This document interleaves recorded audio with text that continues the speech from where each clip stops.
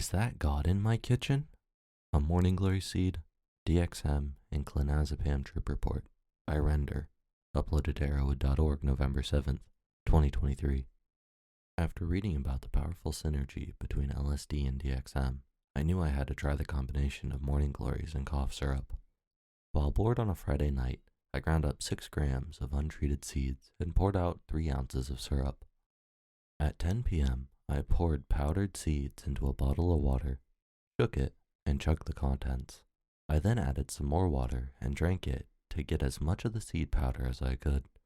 An hour and a half later, I had mild close-eyed visuals resembling tie-dye shirt designs, with a prevalence of pink and green hues.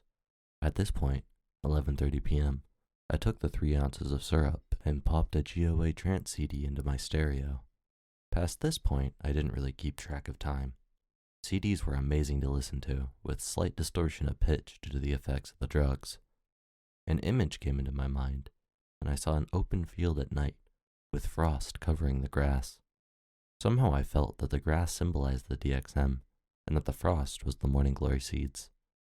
I got the feeling that the DXM was the key player at this point in the experience, and that the LSA in the seeds was the amplifier for the DXM. After the GOA trance album ended, I took a 0.5 milligram of clonazepam, a benzodiazepine.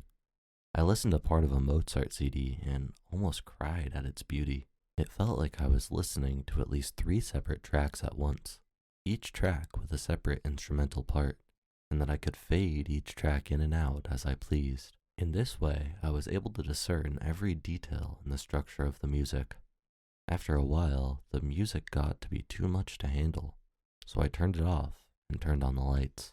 The strobing was very intense, almost to the point where I thought it could be the framing effect of high-dose DXM, but the fact that I could still see between the flashes led me to believe otherwise. Sounds were flanging, movement created trails, and objects looked out of proportion.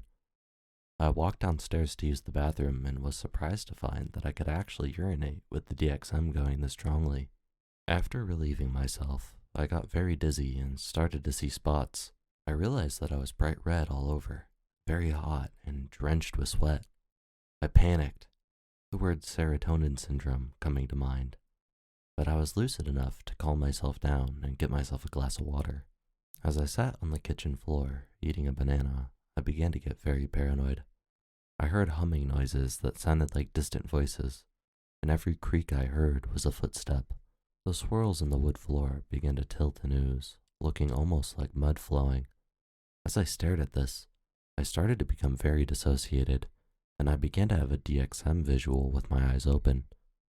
I saw all of my neurons as points of light and a cube-like structure. The top layer was the commonly used, conscious parts of my brain, while the lower areas were the subconscious.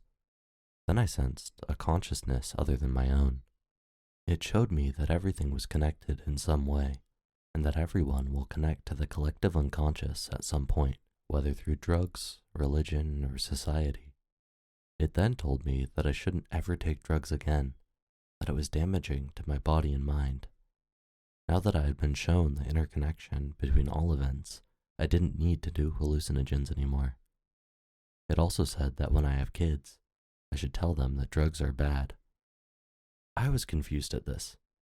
I asked, why should I do that when drugs can be used positively? It asked me what my first drug was, and I said alcohol. Then I realized that I had drank alcohol for the first time as a kid because I had been told that I shouldn't, and I had to laugh. Then I thought about how delusional I was at the moment, and how this was all in my head. The entity laughed and said, "That's the idea." The final thing the collective told me was that if I ever lost a sense of meaning in my life as an adult, that I should take a couple grams of mushrooms. It promised that it would come back to teach me more if I did this. I snapped out of it to find myself still staring at the floor.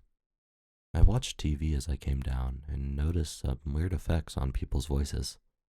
The multiple track effect I heard with the music was also happening with voices. One track was the normal voice. The second was only hard, clicking noises, like the T in carrot or the C in car. And the third was a wavering, distorted tone that seemed to be the pitch of the person's voice. As time went on, I started to feel very stoned and stupid, and everything started to look like it was viewed through a fisheye lens.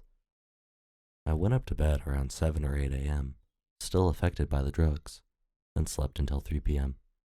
This is a long, draining trip.